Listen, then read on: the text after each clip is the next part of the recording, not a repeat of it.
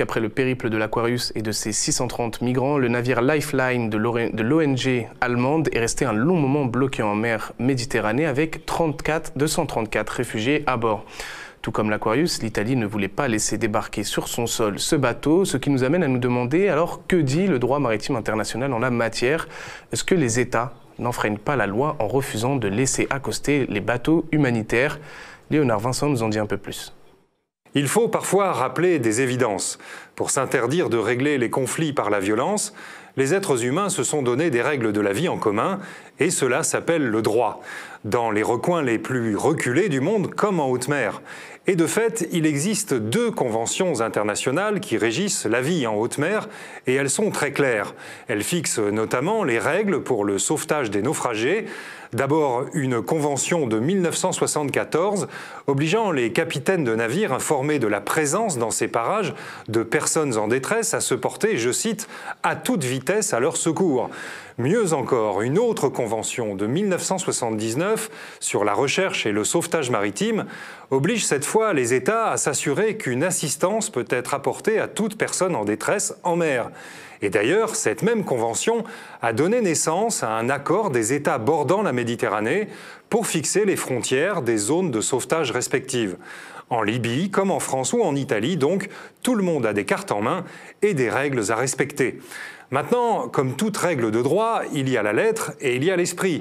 Certains considèrent par exemple que les fugitifs africains embarqués sur les bateaux de sauvetage d'ONG ne sont pas ou ne sont plus en détresse. De même, les Italiens estiment que désormais, dès lors que des gardes-côtes libyens sont en route pour sauver des naufragés, ils ne peuvent plus être considérés comme en détresse. D'autres avocats encore affirment que l'obligation de sauver ne signifie pas pour un État l'obligation d'accueillir les naufragés sur son territoire. Ces questions se règlent au tribunal. Et en attendant, la seule obligation, c'est de conduire les naufragés dans ce qu'on appelle un port sûr. Et l'endroit qu'ils fuient ne peut pas être considéré comme sûr, bien évidemment. Et ce qui est certain, c'est que secourir, puis reconduire de force de potentiels demandeurs d'asile à leur point de départ, comme le font les gardes-côtes libyens par exemple, constitue une violation du principe de non-refoulement de la Convention de Genève sur les réfugiés.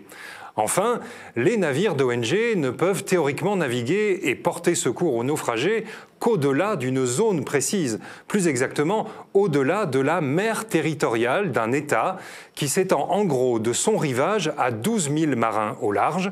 Il peut intervenir dans ce qu'on appelle la zone contiguë, qui est elle aussi de 12 000 marins, mais où les États ne peuvent intervenir que dans le cas d'un soupçon de violation de sa législation et où la Libye, par exemple, exige des ONG qu'ils aient leur autorisation pour naviguer. Enfin, au-delà de ces 24 000, se trouve la zone économique exclusive de 200 000, où les États ont des droits d'exploration et d'exploitation des ressources, mais où la liberté de navigation et de survol est totale. Et puis enfin se trouvent les eaux internationales ou la haute mer, où les États côtiers peuvent effectuer des poursuites, mais uniquement si elles avaient déjà commencé dans les eaux sous leur autorité. Finalement, c'est à Malte que le bateau Lifeline devrait accoster, a affirmé le chef du gouvernement italien Giuseppe Conte. Il a aussi ajouté que l'Italie accueillera une partie des réfugiés.